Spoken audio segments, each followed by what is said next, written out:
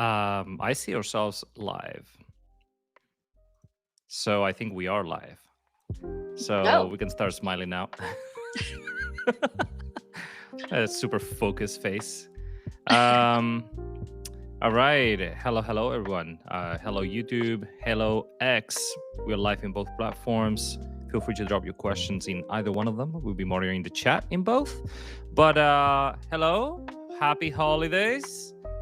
We are doing our last live stream of the year for the Bubble community. And today we've got two super cool people with us. We got Aram and Melissa. Can you guys go ahead and introduce yourselves?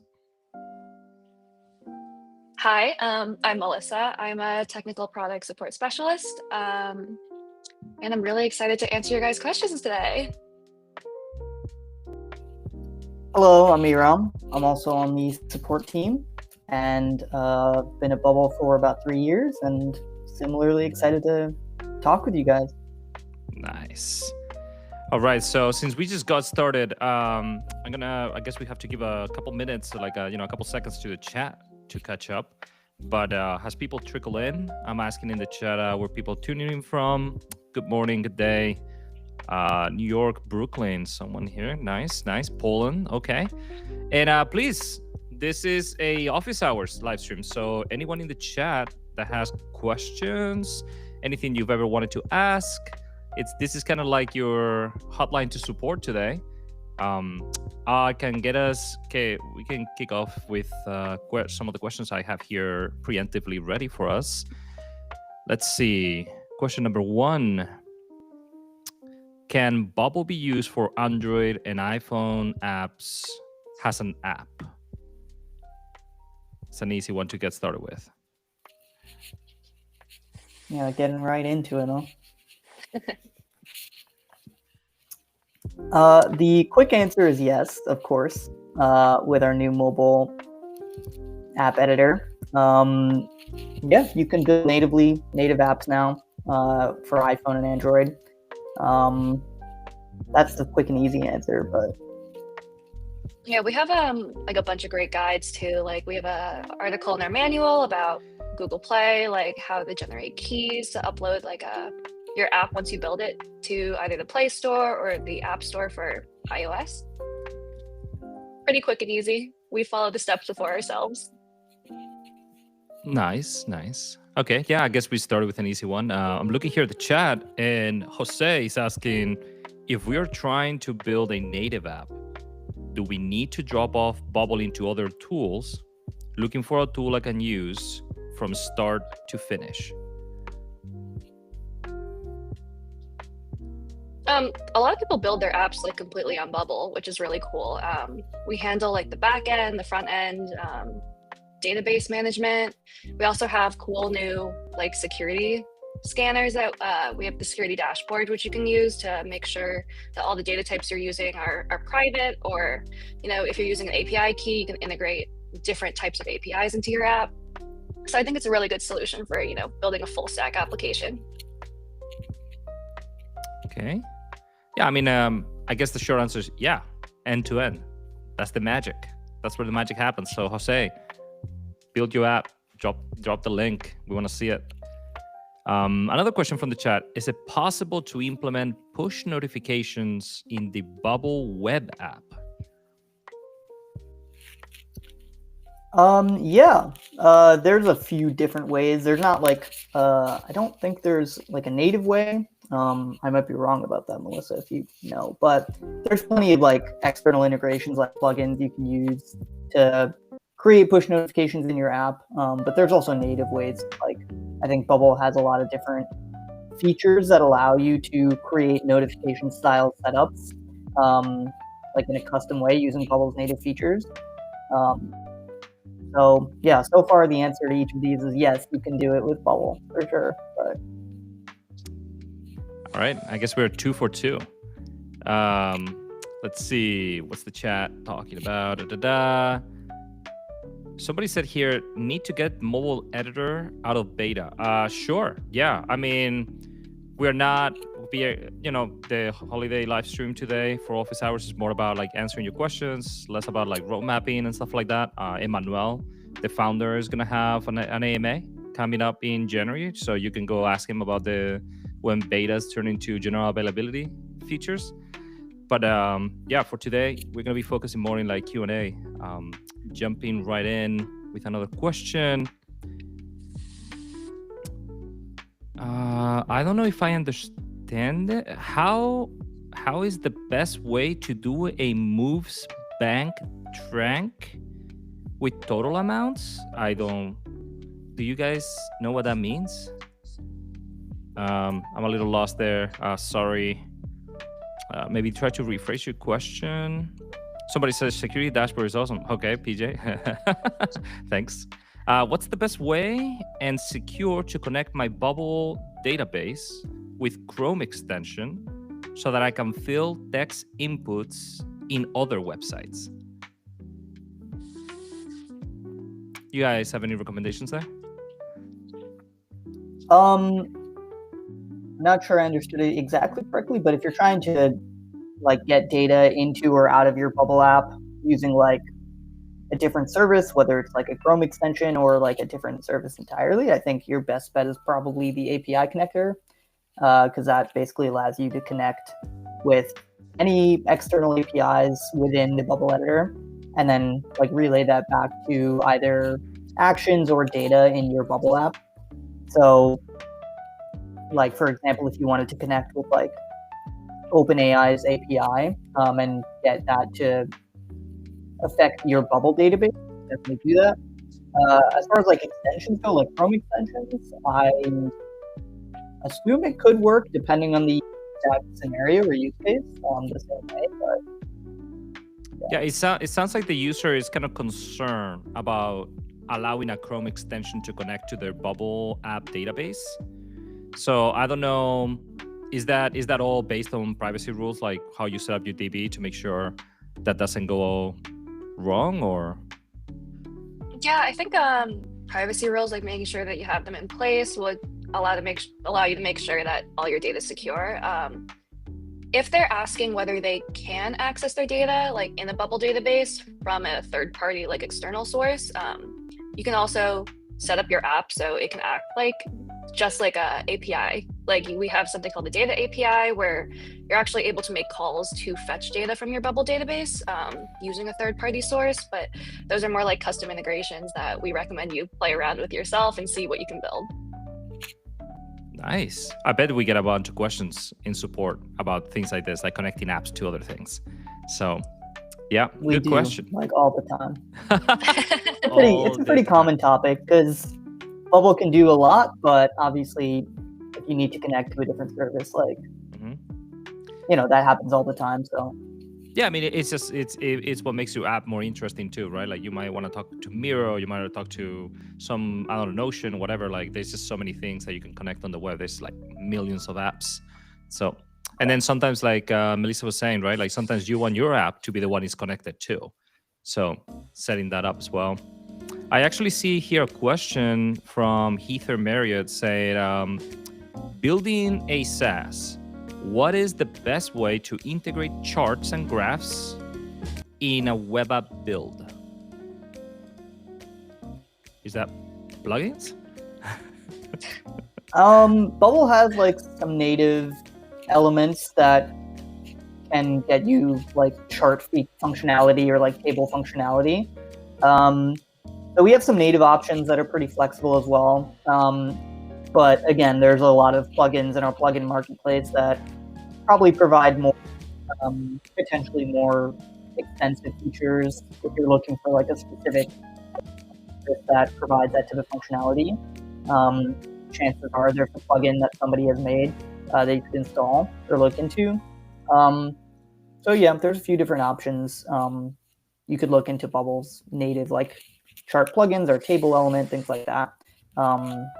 But if you're looking for something a little more advanced or something a little more customized, maybe look at the plugins like custom plugins.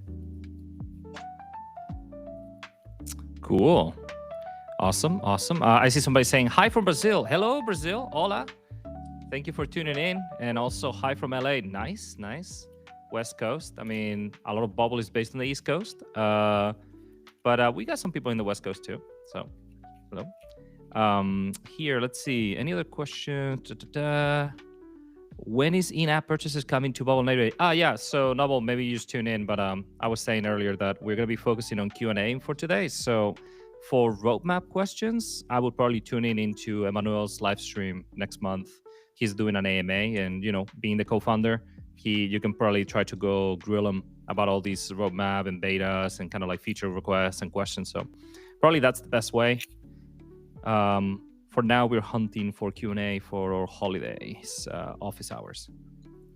Jose has another question. What's the best use of Bubble you've seen in the last week that has you reaching for the fire emoji?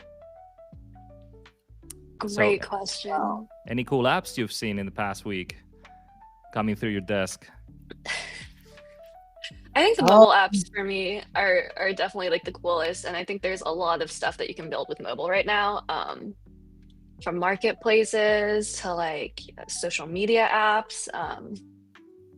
Definitely like a lot of things I haven't even thought of before, so it's really cool to see people putting their ideas out there. Yeah, I feel like every time, like I have so much respect for people who build, because I, as a member of support, like, I don't know if I could do what our users do necessarily.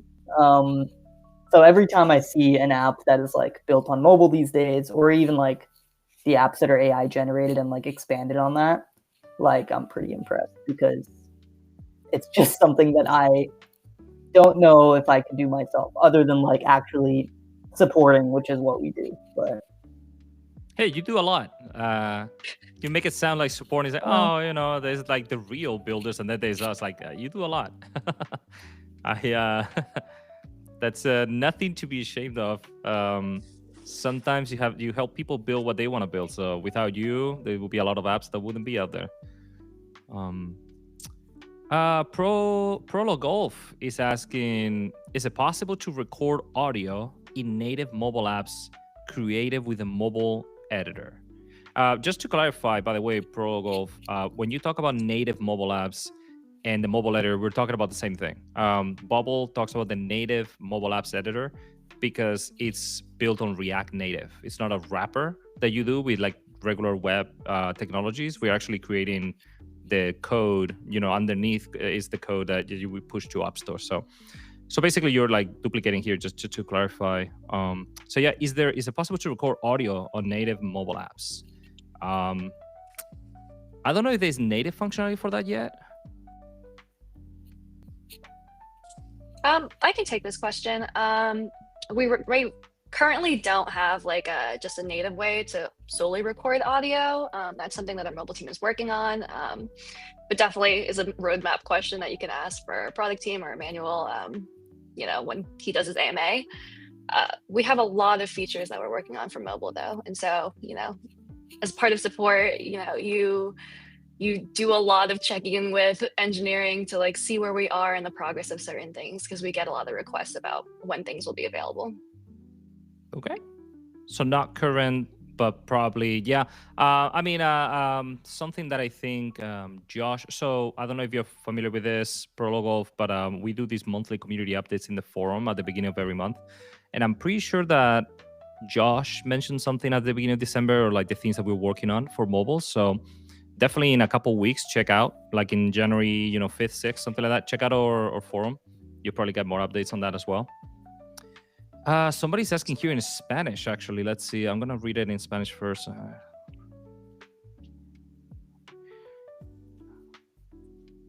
Okay. Oh, I think maybe this user, I'm scrolling back to the chat. I think this is the user that we couldn't understand what he was saying, and I guess maybe it was like a Google Translate problem. I'm going to translate his Spanish question into English, but basically this user is asking, what is the best way to optimize logic in Bubble so that when he creates an app to register purchases, like, movement of money and like that sort of thing, like what is the best way to build logic that tracks transactions in an app?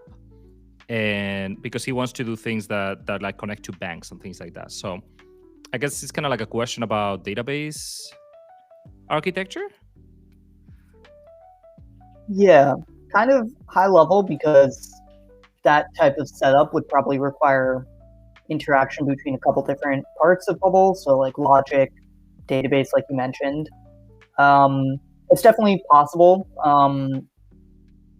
So it would definitely involve like workflows to whatever bank transfers you want, I guess. That might also involve, like we mentioned, connecting to like APIs or financial services like Stripe or beyond. And then as far as like the database side, I think database, like data and workflows often go hand in hand because obviously like a lot of workflows will involve creating or transforming data within your database. So yeah, from a high level perspective, it's definitely going to involve like a lot of database interaction with the workflows that you're creating, the logic that you're creating. I guess that's a high level answer. I can't necessarily provide specifics in such a short time frame, but yeah, that's the only thing to add to that. Okay. Yeah, Tommy, I don't know how good you are following us in English, but basically, I think it's true. I mean, we have a lot of apps in our ecosystem that do transactions, move money, banks, that sort of thing, financials. So you're not the only one. It's definitely doable. You probably want to connect with. You probably want to think of this more than just like one question we can answer in the live stream. So it's doable. You just have to find the right resources, maybe connect with some agencies, freelancers, ask in the forum, or just connect with the support team.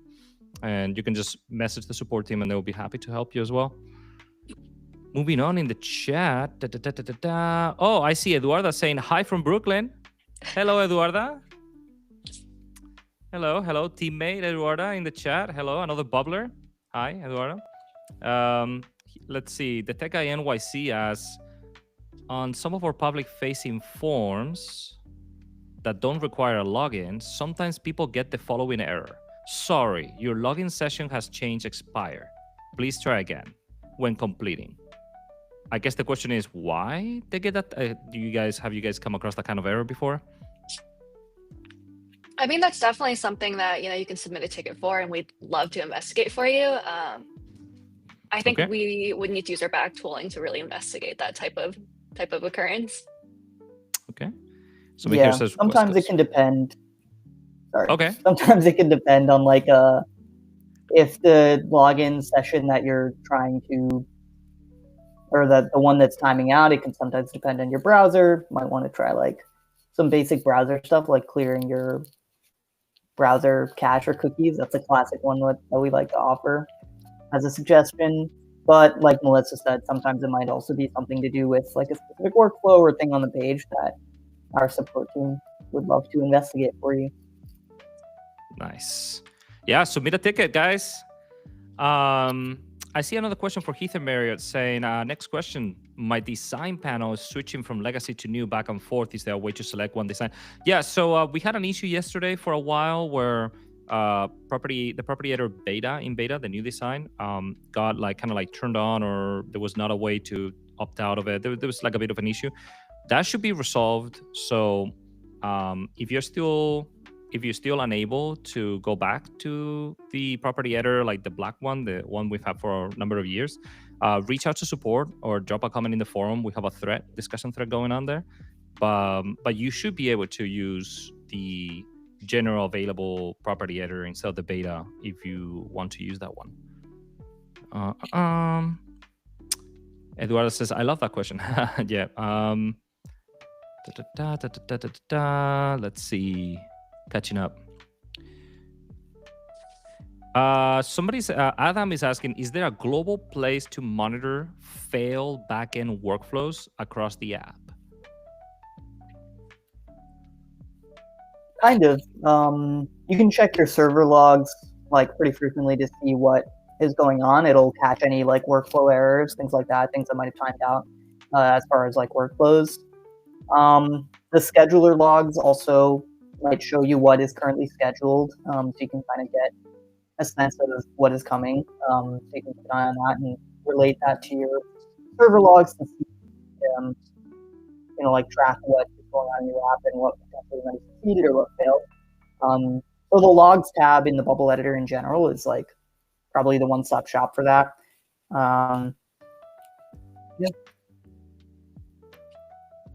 I've also seen some cool like custom built integrations where like, you can create a new data type and save like some type of error that's generated. There's a lot of different ways to monitor when things don't work. Yeah, Nice. there are like some workflow events that will catch, like the workflow is literally like if this error, like if an error occurs, do something in your workflow so you can like track it that way, like Melissa said. So. Nice.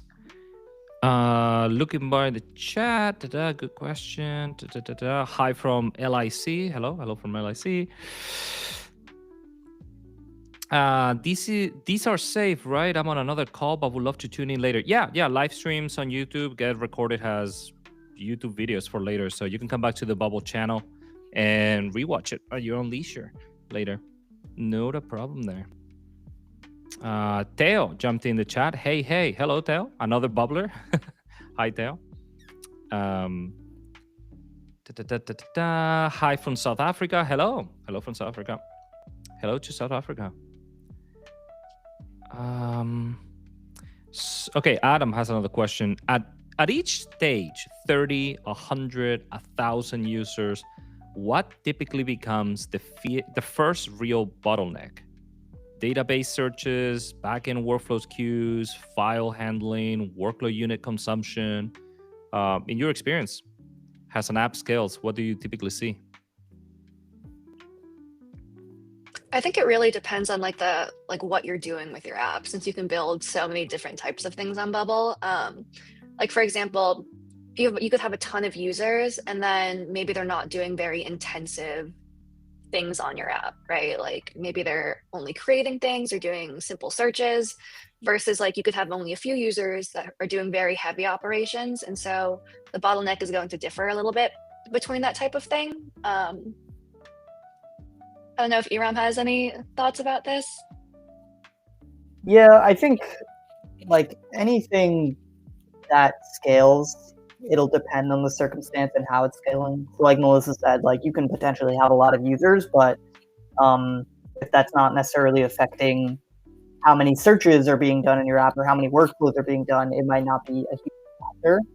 So I think the important part is like keeping track of anything that you notice starting to like kind of hike in like usage, whether that is your workflow, which is like a great way to track anything, whether it's data usage or like how many workflows are being run, things like that. Like that should indicate what is the most like what is using the most workload in your app, the most activity in your app. But that can differ depending on like if you have a lot of different databases that are very heavy, has a lot of data in it, versus if you have a workflow that is running literally like all the time. Just keeping track of those things and seeing how you can optimize those or potentially like improve areas around it so that you're not using as much activity or things like that. We also do have in our manual, we have an optimization checklist, just so you can like maybe go down your own app and see, hey, like maybe I can optimize this area here to prevent a future bottleneck, right? Trying to think, I guess we do see like a lot of, we have an app data tab where you can actually see what is the most like, using the most resources within your application, kind of drill down into those types of workload consumption and stuff like that. So, it's pretty simple to identify where all these app resources are going and what you can do to, optimize your app.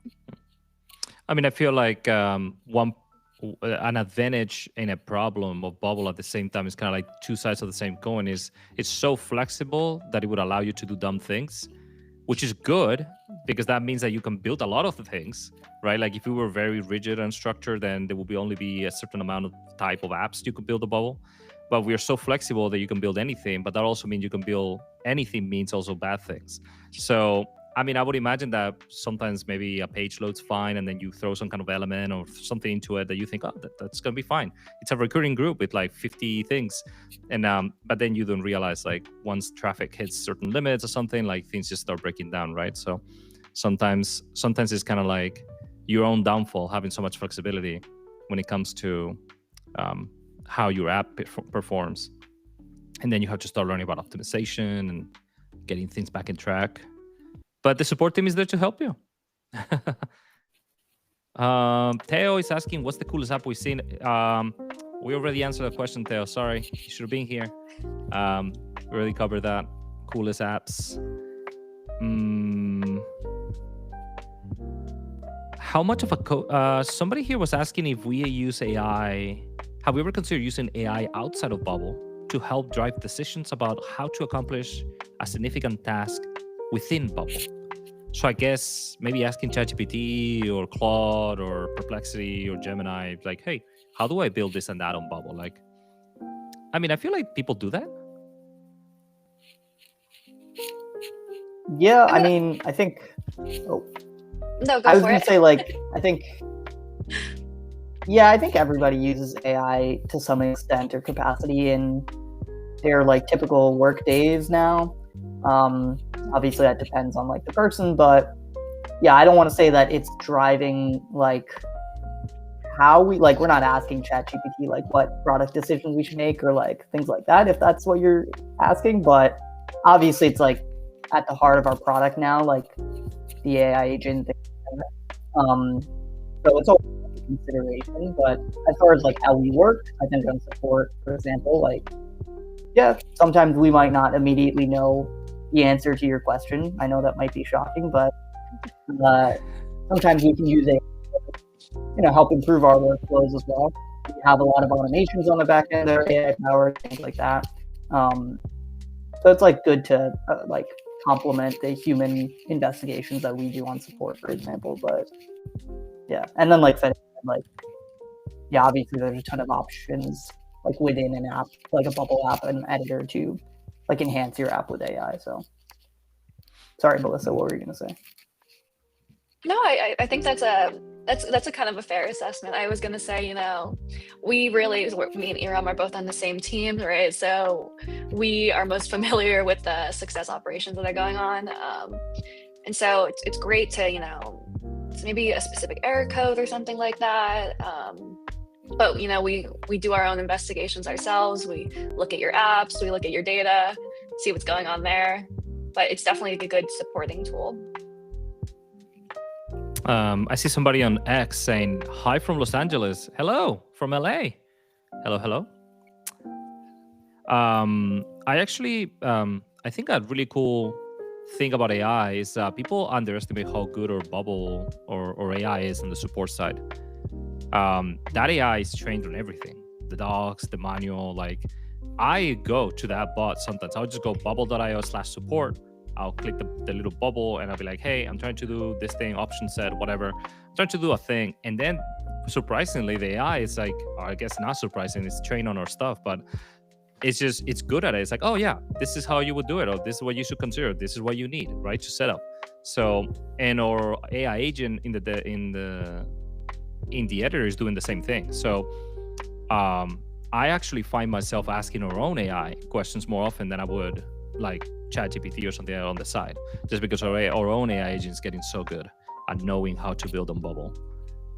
It's a good kind of like rubber duck companion. Yeah. Hello from Argentina. How much of a coding background would one need to have to fully build out an app? The full idea is there from screen 1 to screen 50, but the technical know-how is limited. Okay, so this person is just asking how technical they need to be to do a end-to-end app. And I'm assuming you guys are going to say it depends on the app. No, I was going to say, I mean, if the question is how much like coding experience do you need, I think the answer is 0. That's what's so great about Bubble. Obviously, like, you get a head start if you have like a technical background, because like the way that Bubble's platform works is like it's no coding, but it's still ultimately like logic based and data based. So like that is inherently technical, but it's so much more visually like friendly that you don't need any coding experience. other than, once you start like sort of programming, so to speak, on Bubble. So yeah, I think like Bubble being a visual interface means that you can build if you have like no coding experience. For example, I didn't necessarily come from a coding background when I first joined Bubble, and I was still able to obviously pick up on it, not just because I had to, but because it was easier than if I tried to like start coding from scratch. So I have a question for Iram, building off of that. Okay. So we do have Academy videos, which are often recommended for beginner builders, right? How did you use any of the Academy videos to learn about different topics in Bubble? Oh, I watched so many of those Academy videos. That was like, starting out like the Academy, the Bubble Academy, the manual, like the introductory chapters, I feel like it's laid out in a way that is perfect for beginners. So when I was I was studying for like interviews for Bubble and things like that. And then after I started, once I needed to really like train on the product, those like were essential. So yeah, the Academy, it's like a pretty straightforward answer, but that was the way I went to Bubble. And then just playing around in like an actual test app and like seeing what I could build on my own, discovering things that way. I think that's pretty natural too. Like if a question comes up of like, oh, how could I do this potentially? Like you can search around on the manual or search on like forum, things like that, and see if you can find the answer, or just figure it out yourself when building. But yeah, those learning resources are vital, or they were vital for me. But I mean, I don't know. I assume, did you have a different experience? No, I love those videos. Like that was, okay. There's once you, especially for the more advanced topics, I like that it starts off pretty simple, right? And then sometimes they'll give you a tutorial on like how to do X, Y, Z, right? Building up your app. I think we have like a Stripe tutorial that's really helpful if you want to integrate Stripe into your application, where it literally tells you, here's how you, create like a sales page for your app. Here's where you put an API key in. So those are really great, I think. Both me and any other beginner users that are starting out. Yeah. Also, like my experience starting out was, I guess, 3 years ago. So the product was it's so different, and it's interesting to see how far it's come. Like, I wonder how much my experience, and I guess your experience as well, like would have been, like it would have been faster if we had like AI tools and stuff like that. So that's interesting. Yeah. I was actually talking to a few people the other day, and you both probably have heard this before, but there's like the Bubble way of doing things.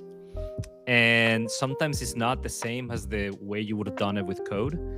And so when people ask, how technical do I need to be to build in Bubble? I wonder if sometimes it's actually a bad thing to have too much coding experience, because you would expect, oh, I'm going to set up an API this way and that way. I'm going to connect things back and front end this way, that way. And then Bubble goes like, actually, there's a different way that we set things up here. So I've wondered sometimes if being too good of a traditional coding developer, sometimes it slows you down at the beginning until you sort of like get that translation engine going between what you want to do and how Bubble expects you to build things in the Bubble language. I guess personally, I actually do have a computer science background. So learning Bubble actually I can totally empathize with that, where you have a certain syntax or type of expression in your head that you feel like it should be this way, right? I think the difference in Bubble is like it builds in a lot of these like guardrails and guidelines for you, so you can't break things as easily as if you were writing organic, your own standalone code. But I think like once you really start playing around with it, it's pretty natural to learn. It's like learning any other type of thing, except, instead of having to memorize different syntaxes and stuff like that, you can just drag and drop something onto your editor and change the constraints that way. I can answer this question because I looked it up yesterday, actually. What is the API rate limit in Bubble? I think the timeout limit is 2.5 minutes. The rate limit, I'm not sure. Is that kind of like how many calls you can do per second or something? Do we have? Do you guys know? What Yeah, that we is? have documentation for that in the Yeah. manual, I think. The exact numbers are like eluding me, but we have rate limits for like a certain number of requests you can do within like a minute. Let me actually look it up real. I'm opening the support bot right now, dude. Yeah, I that literally works had too. the You can support ask. bot. You I'm can gonna ask our take chatbot, but great Yeah, time so- to showcase this. Bubble API requests, it depends on what plan you're on, like the rate limit. But the data API and workflow API can handle, if you're on starter plan, 15,000 requests per minute, growth 25,000, and team 35,000. And yeah, there's like other aspects to it, I guess, but those are like the general numbers for API, like rate Good. limits, I guess. Yeah. But I'm itching almost to share my screen because that's like the bubble bot is telling me that on the support page. It's like, hey, the data API and workflow API have a per minute request limit that depends on your plan. Starter 15,000 a minute, growth 25,000, and it gives me all these bullet points. There are also additional protective rate limits. If you're in a legacy plan, this is what you need to know about for increasing. Like, it's just so good. The support Yeah. bot is so good. I invite I everyone agree. watching us today to go to bubble.io/support and talk to the bot. It's so awesome. Let's see. There's someone that is saying they're from France, but they typed it in Spanish. So hey, multiple languages going on in the chat right now. I tried building an AI chatbot. I got my API from Grok, and I set the API call correctly, but I was having issues in the workflow. My button works, but I couldn't display the AI response in the response box. AI said it was a general problem according to the Bubble forum. Is that true? So basically they're asking like if this is like a known issue that when they're trying to set up an API call to Grok and they get the response back, they can't display the response. Have you guys come across anything like that? I think that, this is what I'm going to like pick up from this context is that they're using some type of API connector call, which is going to return some AI streaming text, right? There's definitely like a bunch of reasons why this might not be displaying in their text box response. So this would definitely be something that you would want to submit a ticket for so we can take a look and see why this might not be populating in your text box. Okay, there you have it. Submit a ticket for that one in particular. Let's see. Hi from Honduras. Just wanted to mention that some CSS properties like backdrop filter are not recognized in the SEO section for header content. It's only possible by dropping an HTML element in the page. Okay. Bug report. Yeah, I think also like when it comes to like custom code, whether you're using HTML elements or like installing SEO scripts, like that can kind of depend obviously with how it's going to interact with our editor or like Bubble's run mode, but yeah. Oh, someone in the chat, you guys probably can maybe chime in on this. This person in the chat is saying, considering internal tools for corporations, is the built-in database of Bubble safe and scalable?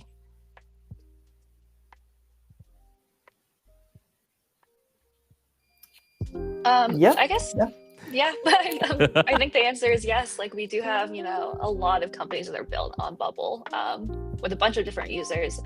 I think, that's a great time to use our security dashboard. You can integrate that into your app and basically make sure that no data is being exposed that you don't want to be exposed. Yeah.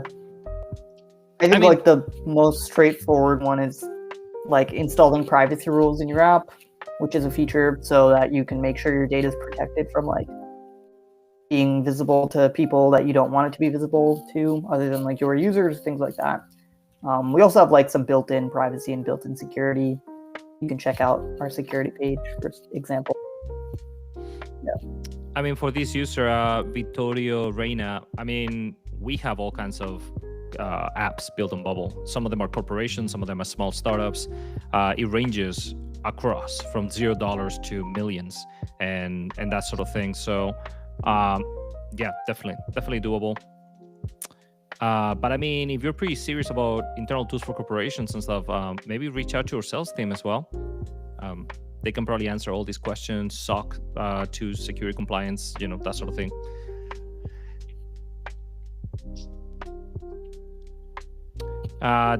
He follow up saying, for a long-term use of an application like an ERP, would it be enough for a Bubble database? I mean, yeah, I don't see why not.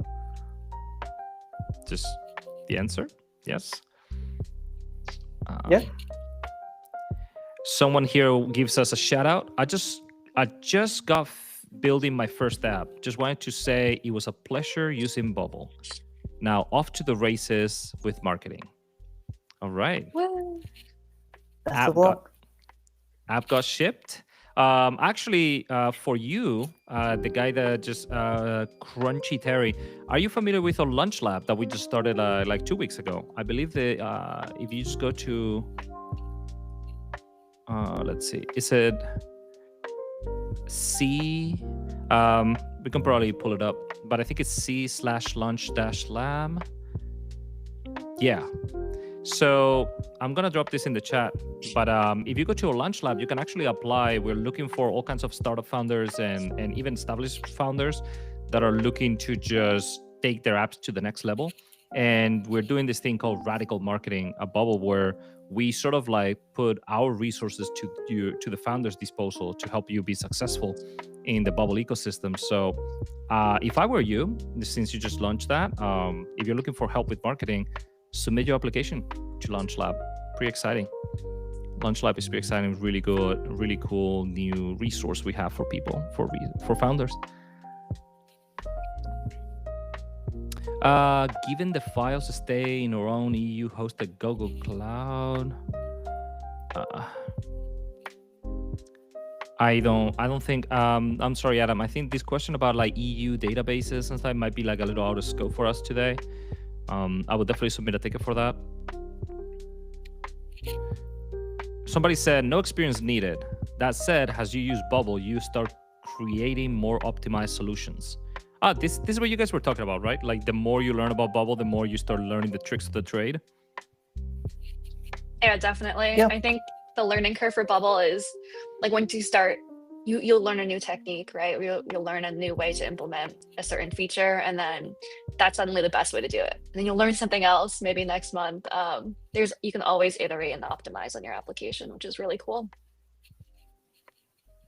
That guy in New York said, can an app like Grubhub or Uber Eats, but for a single restaurant, be built on Bubble? I don't see why not. We've definitely seen 100%. stuff like that, yeah. It's just, I mean, if you think about it, right? Landing page, login page, an admin panel, probably. You're displaying some information, people log in, you have a map, you might have maps, you might have things, submissions. I mean, yeah, Bubble can build all kinds of apps. It's actually, I mean, I don't want to like make predictions, but if you're talking about one restaurant's website, you could probably build that like a minimum website in like a day on Bubble. It's actually making me kind of curious because Bubble actually builds so much stuff. Like the fact that they are asking this question, like we should probably talk to marketing and like push more like the idea that we can build anything on Bubble. I'm always a little. I'm a little sad that this question came up in the sense like, you know, I hope that everybody already knows that Bubble is awesome. So yeah, you can definitely build this app. Try us out. Is it possible to put the editor in dark mode? I mean, officially no. Yeah, you could probably find like no. extensions, but. Has either of you tried like one of those dark mode extensions on Chrome? See if it works. I think like for us, you know, sometimes one of our troubleshooting steps is actually disabling some Chrome extensions to make sure there's nothing interfering with the editor. So I would say use at your own risk if you want to use a dark mode editor. But you can submit that to our idea board. So our product team knows about, a potential dark mode feature. Sarah, did you already talk about the idea board? Yeah, we just did. Yeah. Somebody said danke. Yep. Sarah is asking how she would like to know what in the roadmap is. How she would. What things from the roadmap are coming to the idea board? Sarah, we mentioned this at the beginning of the stream, but Emmanuel is having another AMA, like a co-founder AMA in January in a few weeks. So I would definitely ask that question to him about product roadmaps, launching features, and that sort of thing. He's probably the best person to answer. Another shout out. I just want to tell you guys at Bubble how brilliant you all are, and how brilliant Bubble is. I have just completed a huge SaaS project about to go out to 10 universities worldwide. Thank you. Whoa. Congrats. Yay. Congrats. App going out to 10 universities worldwide. Nice. Steven Langston 4299. Like I mentioned, we have a launch lab. If you need more marketing help, submit your app to the Bubble Launch Lab.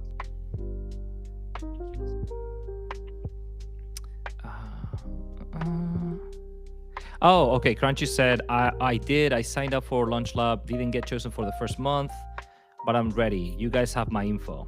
Okay, great. And Steven also said, fantastic, I will. Awesome. Applying for the Launch Lab. Can I build an app with Bubble that will allow me to have API connectivity to other apps? Yes, definitely.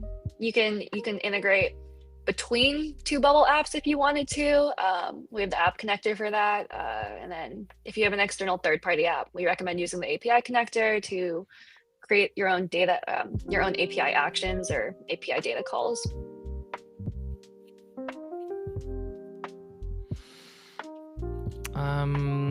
Bubble pricing is too high for South Asian countries like Sri Lanka. Any way to make it affordable? Ask Emmanuel. I recommend you go ask him about this during the AMA with the co-founder in a few weeks in early January. Pricing questions, definitely good questions to grill a founder about.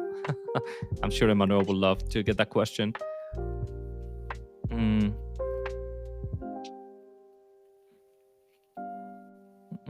Somebody would, okay, is it HIPAA compliant? I don't know. I'm sorry, pain points. I didn't catch the first part of the question, but you're asking if it's HIPAA compliant. I mean, that depends on, I think we have, you guys, I think we have HIPAA compliant apps in the ecosystem, right? Like that depends on the implementation from the developer, right? I think most security things and other stuff is based on your own implementation, your own security checklists, right? Based on what compliance protocols you need to follow. That's not something that we directly handle. If Iram wants to build off of that.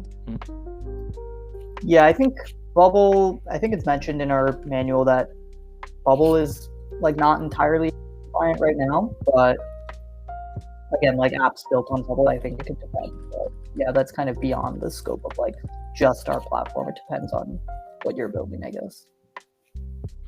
Someone was asking, what does 175,000 workload unit a month mean? So what is there's a lot of activity in your app? I mean, I guess it sounds like maybe they looked at our pricing page and they saw the starter growth team. They have different worker units maybe. It sounds like that's why they're asking, what does it mean, 165? So how would you explain kind of what work units are in Bubble? Yeah, go ahead. Oh, I was just going to say, every time you do some type of action with the server, right, that's going to cost something called workload units. So as people use your app or through regular usage, if you're doing things on the app, you're going to be consuming what we call workload units. And every month, these units refresh based on the number that's allotted to you, based on your plan and any other workload tiers you might purchase. So, when Iram said that sounds like there's a lot of activity on your app. 175,000 workload units is actually a pretty decent amount. Some people don't hit that at all in a month. Some people go way over. It's going to be based on what types of actions you're doing in your app and how many users you have. Yeah. So for example, like if you're on a starter plan, you're allotted 175,000 workload units. And if you were to hit that cap, if your app was live with a domain, your app would be taken offline, or you could enable overages, which are like a per unit cost that you can go over your plan's limit. If you wanted to keep your app live, you would just need to pay like a per unit extra cost for how much workload you use over.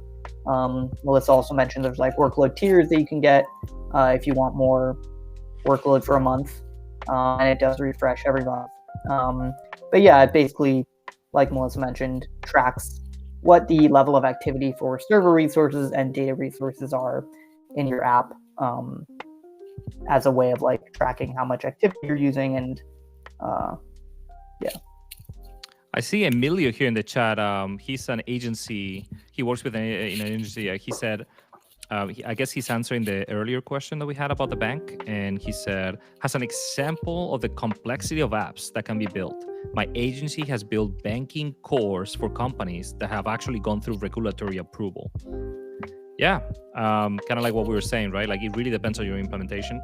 I think that there's probably like a handful of like actual hard limits on what you can build on Bubble based on like very edge case specific granular needs. So there's definitely like some limits that you can talk to sales about or like the support team about, but there's a surprising amount of apps you can build with a Bubble. It's very flexible, including things like this. Scrolling down. We're almost caught up with the chat. Wow, there's just so many questions. I don't know if you two realize, but like we've been answering questions nonstop, and I'm not even at the bottom of the chat. Like I'm scrolling through. Let's see. Hello from Prune, India. Hello.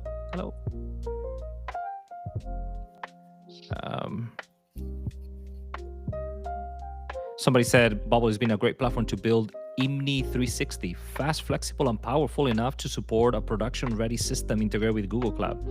Okay. Someone is asking if the AI wizard helps with optimizing Woo. I think it can give you like documentation style answers. It can like do the work for you yet, I think. I don't think if you tell it, hey, go optimize this, it automatically does it for you.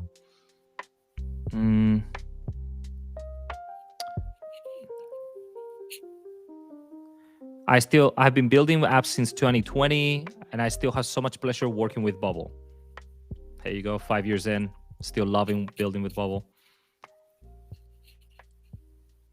I see a lot of like general comments. I'm trying to dig through actual Q&A here.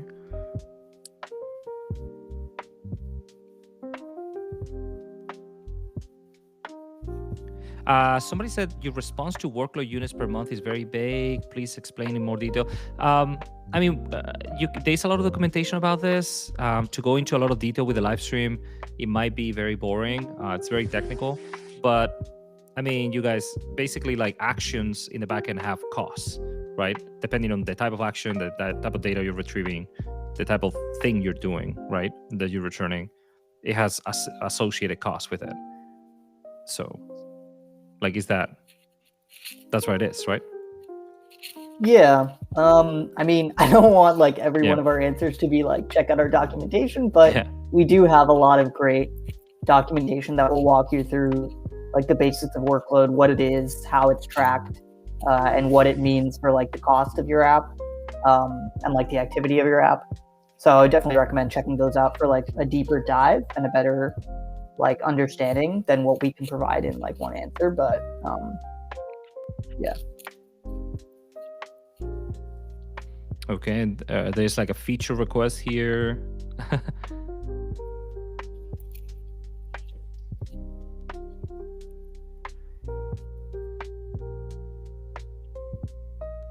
Okay. Let's go to some of this. I'm building my first mobile app mainly for iPad and tablet use. The Builder tab on Bubble only supports iPhone and Android phone screen sizes. I'm wondering if you guys have any other suggestions of ideas for how it's easier to build for tablets.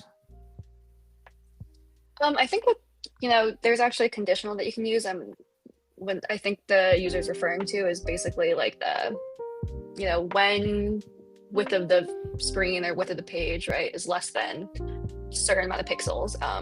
You can actually create your own like constraint for that. So if you know what general size someone's tablet might be, or maybe there's a range of sizes, you can scale the screen based on that size. I've seen people do this before with, their own go-to pages or go-to views, which is like, hey, if this condition is met, we're going to show them some tablet layout, and if it's not, then we'll show them the standard phone layout. So that's totally customizable. I see somebody says my question got skipped, so I asked again.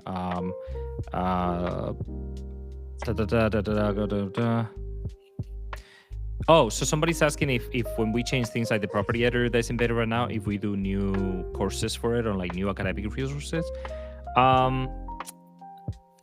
I mean, I guess we will. It's just like none of us here in the live stream are in charge of that. So it's hard for us to say if we will. I mean, I know secondhand experience, like our documentation will always be updated when it comes to new features, because obviously we want the training for that. As far as like the academy and like new video resources, things like that, yeah, that's kind of, I would say, beyond our purview, but yeah. Yeah, a lot of general questions here in the chat right now. Will the team be improving platform stability? I mean, all the time. That literally gets worked on every week. We have, I don't know how many dozens of platform engineers working on this, but the short answer is, yeah, it gets better all the time. I know that every time we had an outage, like the one in September, it feels like we are never getting better. But if you think about 2024, 2023, like if you actually look back at how things were in terms of stability and mini outages, like a few minutes here and there, things have actually got pretty nice.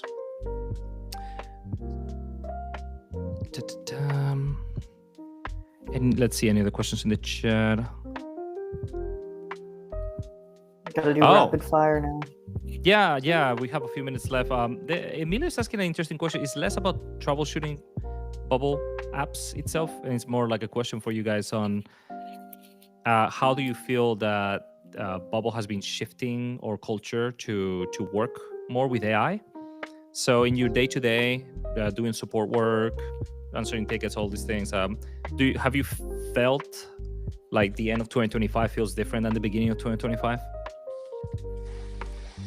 Definitely. I think our culture is really geared towards, like you said, like winning first build and really giving all the users like the resources that it takes to help them like get their first application out there and published, right? Whether it's their mobile apps or their web apps.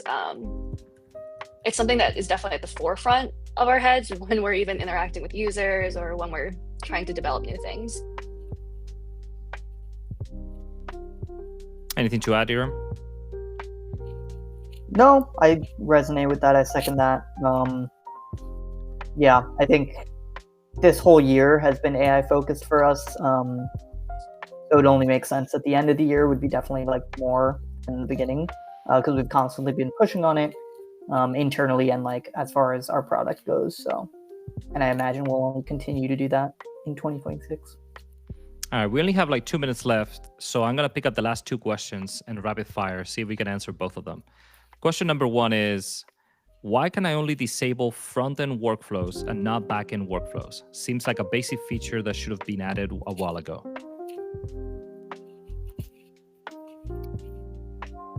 Disabling front-end workflows but not back-end workflows? Yeah, that is probably good feedback for us. I guess I'm not sure. I can't speak to like why you might not be able to do that. Okay. But I think backend workflows work a little differently because they're meant to be like kind of running obviously on the back end, like through your server. So I think sometimes because they're more automated, maybe that's part of it. But overall, I think that's probably good feedback that we can consider. Second, last question of the day. Does a hidden element with search capabilities consume workflows, or only when it's visible? And what if it was visible and then hidden? Oh, I can answer this one. If it's never visible on your page, like it's completely hidden the entire time, it should not consume any workload units. If you first have it visible and then you hide it subsequently, you would have already consumed workload units when it was visible, but it won't do another search. Like you just do the search once on your page, unless you're changing the data, but we can get all nitty gritty in there. Nice. All right. I think that's perfect. It's 1 o'clock on the dot on my watch. So we're going to wrap it up. Thank you, everyone in the chat. Please give a shout out to Aram and Melissa for stopping by on the live stream today. If you enjoyed spending an hour with us, answering questions and going over bubble stuff and bubble building things, drop a like and a subscribe on the YouTube channel so you can find us next time when we do more of these. Lots of love for our guests. Thank you, Aram and Melissa, for stopping by. And I'll leave everybody with a shout out to our AMA with Emmanuel happening in January. So keep an eye on socials and your email for those notifications. And we'll see you in a few weeks. Happy holidays and enjoy the end of the year. Happy holidays.